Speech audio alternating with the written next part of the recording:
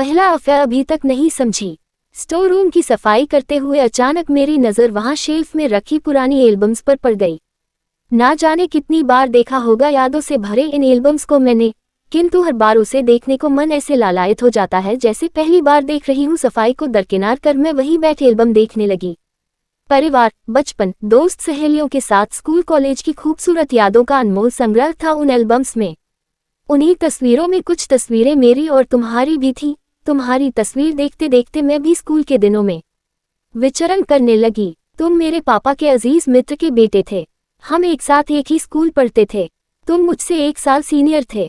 पता नहीं तुम्हारे व्यक्तित्व में क्या कशिश थी कि मैं मन ही मन तुमसे प्यार करने लगी।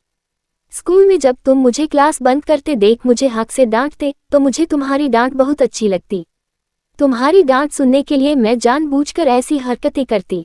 जब भी तुम हमारे घर आते तो मैं तुमसे बात करने का बहाना ढूंढती, पर मेरे प्यार से बेखबर तुम हमेशा हमारे मध्य एक मर्यादा की लकीर खींच देते। मुझे समझ नहीं आता था कि क्या तुमने कभी मेरे दिल और आंखों की भाषा पढ़ी नहीं या फिर पढ़ना नहीं चाहते थे। मैं जितना तुम्हारे नज़दीक आने का प्रयास करती तुम उतनी ही दूर चले जाते। मुझे बहुत बुरा लगता। इसी आंख में चौली में बीतते वक्त के साथ तुम्हारा प्यार मेरे दिल में और गहरा हो गया। कॉलेज के बाद हम अपने जीवन के नए अध्याय को पूर्ण करने में व्यस्त हो गए। तुम शहर से बाहर चले गए थे। वक्त अपनी लय में बह रहा था।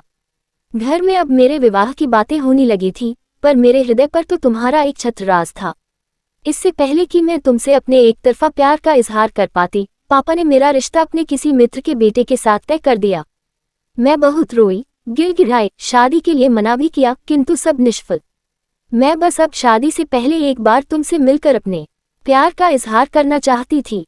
तुम्हें जी भरकर देखना चाहती थी और तुम्हारे गले लगकर जी भर के रोकर अपना दिल हल्का करना चाहती थी। उस दिन जब मैं तुमसे मिलने आई थी तो तुम्हें देखते ही तुम्हारे गले लगकर रोने लगी और रोते रोते इजहार इश्क भी कर दिया। मेरी बात सुनकर तुम जोर जोर से हंसने लगे। तुम्हारी हंसी पर मुझे बहुत गुस्सा आया। तुम बड़े प्यार से मेरे आंसू पोंछते हुए बोले, अभी तक नहीं समझी, पगली लगता है। तुमने कार्ड पर नाम ध्यान से नहीं पढ़ा। आरोही संग आदित्य, आदि आदि बोलते बोलते प्यार तुम मेरा नाम आदित्य भूल गई। अरे हमारे मम्मी पापा हमारे मन की बात जानते थे। इसका मतलब तुम हाँ आरोही, तुम्हारा प्यार एक तरफा नहीं है, पर मैं तुम्हारे पापा का विश्वास नहीं तोड़ना चाहता था, इसलिए चुप रहा। तो फिर अब तैयार हो तुम मिसेस आदित्य बनने के लिए, कहकर तुमने शरारत भरी नजरों से देखा तो मैंने शर्मा कर तुम्हारे दिल पर अपना सिर छुपा लिया था। वर्षों बाद आज भी जब उस दिन के विषय में सोचती हूँ तो चेहरे पर तुम्हारे प्यार की लालिमा छा जाती है।